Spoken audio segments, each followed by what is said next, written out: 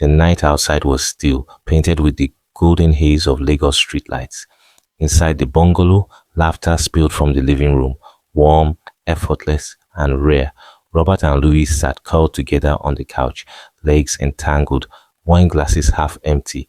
It had been 3 months since that first kiss, and since then, their lives had merged like two rivers colliding. Louis' arm was draped over Robert's shoulder, his thumb tracing lazy circles on his skin. The soft scent of Louis' cologne, something woody and masculine, filled the air. "You're quiet tonight," Louis murmured, voice low. "Just thinking," Robert said. "About?" "How I got lucky. How one broken iron led to all this." Louis smiled, leaned in, and kissed him slow, the kind of kiss that rewires the heart.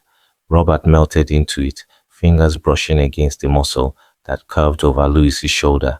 He'd never known touch could feel like safety. The days that followed were pure rhythm. They jogged together on Lekki's palm-lined streets at dawn. Ticks slow, but time flies fast. Your laughter fades like shadows cast. I hold the moment tight, so tight. Praying morning. Shared breakfast at cafes filled with the scent of pastry and burnt espresso. Your hand in mine. Your lips on and took weekend trips to Takwa Bay Beach. Louis shirtless, Robert in shades, salt wind teasing his hair. Just to keep this perfect fate. Your touch like echoes on my skin. At the cinema, Robert clung to Louis's arm as the lights dimmed. At clubs, Louis led him through the crowd, bodies pressed, hearts synced to bass. They became a sight. Two men in love, moving through the city like it belonged to them. Even Josh, who once teased his brother mercilessly, now admired their bond. "You're glowing these days," Josh said one evening, leaning by the kitchen counter. "Don't start," Robert chuckled. "I'm serious. You and Louis, there's something about you two. You look complete." Robert smiled softly. He felt complete. For the first time, life felt like it had rhythm, like he wasn't drifting anymore. It was a humid Saturday when Louis met Hilary. Robert had stayed home, nursing a mild fever, while Louis went for his usual morning workout at the upscale gym in Victoria Island, the one with a rooftop pool and mirrors that made even sweat look sexy. Louis was halfway through his bench press routine when a tall, caramel-skinned man with tattoos on his arms approached. His hair was dyed ash blonde, his smile confident but mysterious. "You're Louis, right?" "Yeah," Louis said, wiping his face with a towel. "I have seen your sessions." "You're good." "Disciplined." "I'm Hilary. Call me Eels. Nice to meet you." "Actually, I've been thinking of signing up for a one-on-one class. I want to tone up before summer." "You do private coaching?" "Sometimes," Louis replied, studying him. Heels had a charm, subtle but potent. His voice carried the smooth arrogance of someone used to getting attention. "Then sign me up." Heels grinned. "I want you as my trainer." Louis laughed, not thinking much of it, but that was the beginning. A tiny spark that would one day set everything Hey Louis, on my fire. name is Hills. I love your dedication. Thanks, man. I've never seen you here. Not the same for me, because you're quite a popular person. Mind if I sign up for a private coaching? If you can pay my tutoring fee, you're welcome on board. I'll gladly do that. Weeks passed, and Heels became a regular presence. He joined Louis and Robert for smoothies after gym. Cheers to the good times, fellas! Cracked jokes during movie nights, and slid easily into their social circle. He always played it cool, masculine, laid back. The kind of guy who blended in easily. Even Josh liked him. He's fun, Josh said one evening after Hills left. The guy has energy. He's okay, Robert said flatly. Okay? Bro, he's harmless. Maybe, Robert muttered, watching Louis' face light up at Eels' texts. Inside, something twisted in him. A slow unease he couldn't shake. He seems cool. Cool? He's a good guy. I like him. Louis started coming home later, sometimes smelling of sweat and cologne that wasn't his usual brand, sometimes too tired to talk. When Robert asked, Louis always smiled. We just pushed a hard session today. Heels is really committed to fitness or to you? Robert snapped once before he could stop himself. What's that supposed to mean? Nothing. Forget it. Louis kissed his forehead and brushed it off. But a shadow had entered their home. Something unspoken, sharp, and growing. To fix things, Louis planned a night out. They dressed up, Robert in a crisp white shirt, Louis in black, and headed to a rooftop bar in Ikoyi. The night was breezy, the skyline sparkling like spilled diamonds. They danced under city lights, kissed between laughter, and for a moment, the world was just them again. But even in that moment of perfection, Robert noticed a message flash on Louis's phone screen. Eels, still up for our session tomorrow. Got something new to show you, Louis. Quickly locked the phone, but Robert saw the smile that flickered across his face. It was faint, but it was there.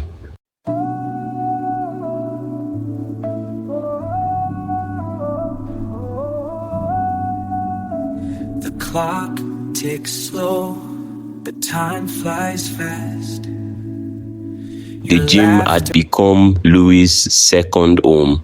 Morning, evening, sometimes even late nights. And every time, Hills was there with that easy grin, that intoxicating mix of charm and danger. The weight room was dimly lit, mirrors catching the sheen of sweat that glistened on their bodies. Louis grunted through a final set, his muscles straining, veins alive under his skin. Heels stood over him, hands guiding the barbell. Push, Louis. That's it, Heels said, voice low, almost intimate. Yeah, Louis panted, breath heavy. That burn feels good. Everything worth it burns first, Heels murmured, smirking. When the set ended, Louis leaned back, chest heaving. Eels handed him a towel, their fingers brushing, deliberate. Louis didn't move away. You're a natural, Eels said, not just physically. You've got drive, passion, the kind people hide. Thanks, man. You ever let that passion out? Outside the gym, Louis gave a half smile. I've got someone who helps me with that. Robber, Eels said knowingly. Yeah. You two are cute. Louis frowned at the word cute. Something in Eels' tone made it sound like an insult. He's good for me. Good, Eels said, lighting a cigarette by the open window. Isn't always right. Smoke curled between them. The air thickened. That was how temptation began, not in a kiss, but in a conversation.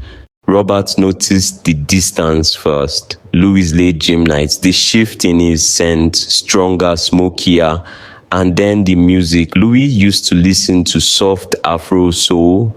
Now loud trap beats shook the walls at 2 a.m. He tried to talk. Louis, you've changed lately. What's going on?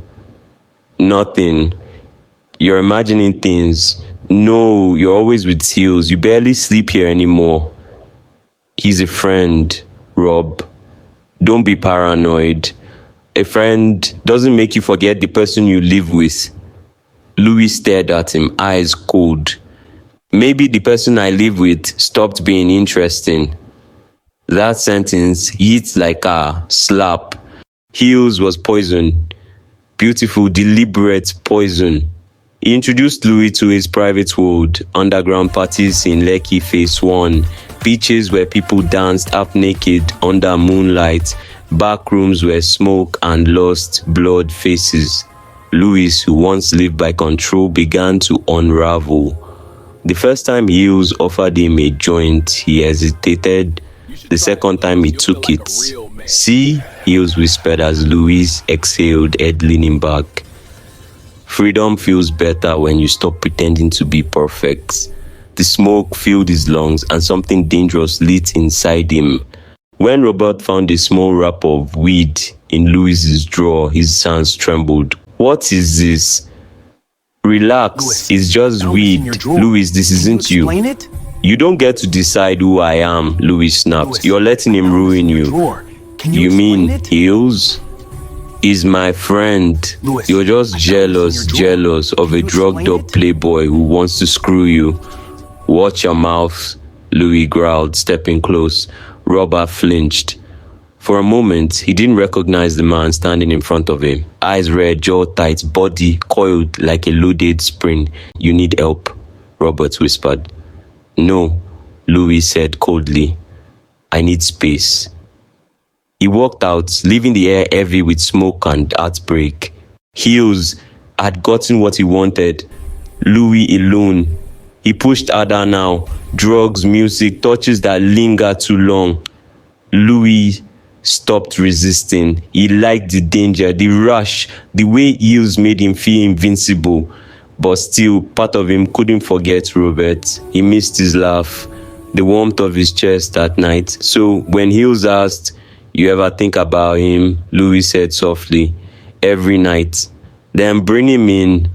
Eels smirked. "Let's make him part of the fun." It started with pity. Eels claimed his landlord had kicked him out for unpaid rent. Louis, ever soft-hearted, offered help. "You can stay here, just for a while." "Absolutely not," Robert objected instantly. "He's got nowhere to go, Rob." "That's not our problem." "Stop being selfish," Louis yelled. "I'm protecting us." "Then you're doing a terrible job." The silence that followed was brutal. Robert gave in. Afraid of losing him completely, they all moved into Louis' house, even Josh trying to keep peace, but peace was already gone. Nights grew heavier. The smell of smoke, sweat, and cologne lingered in the air. Eels began testing boundaries. Shirtless walks, soft laughter, hands that brushed too close. Robert noticed. He hated how his body reacted, how curiosity fought disgust. Then came game night, a bottle of rum, dim lights, laughter melting into danger. "Let's play truth or dare," Eels suggested. "I'm too old for that," Louis chuckled. "You're never too old for sin." Eels grinned. When Josh dared Robert to kiss Eels, laughter filled the room until Robert actually did. The kiss was supposed to be a joke, but it wasn't. It was raw, electric, wrong. Louis watched. Something dark flickered in his eyes. Anger and hurt twisted into one. "Your turn," Eels said, smirking. "Dare us all to do something crazy." Robert's pulse pounded. His voice was shaky. "Fine, I dare. The three of us to go all the way." The room went silent. Then Louis smiled, a slow, dangerous smile.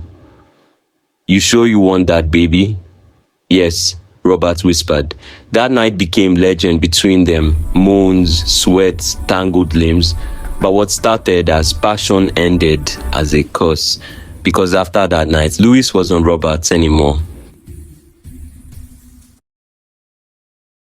Robert noticed the shift again. Louis' touches grew colder. His messages shorter. Eels stayed up late in Louis' room, just talking. Then one night, unable to sleep, Robert went to get water. He froze at Louis' door, slightly open. Inside, under the low blue light, Louis was on top of Eels, bodies moving in a rhythm that once belonged to him. Robert's world shattered. He didn't scream, he didn't cry, not yet. He just turned away, his chest hollow, and walked into the dark. The crying came later, violent, helpless. Josh tried to calm him, but Robert was unreachable. "I loved him, Josh," he said, voice breaking. I loved him." "Then let him go." "No, he took everything from me." Robert called the NDLEA the next morning. He told them his neighbor was running a small drug circle, described the smell, the parties, the visitors. That night, the raid came, blue lights, shouting, chaos. Louis and Eels were dragged out, wrists cuffed, confusion in their eyes. Robert watched from his window, tears streaming down his face. He had destroyed them and himself. Josh left the next morning, disgusted. "You didn't just betray Louis," he said coldly. "You betrayed yourself." The house was silent again. Robert sat alone on the same couch. When in Lagos, love burns fast. The city glitters, but beneath it, hearts crack, people break, and pleasure always demands payment. For Robert, love was a lesson written in smoke and tears. His neighbor had given him heaven and hell. Just to keep this perfect fate, your touch like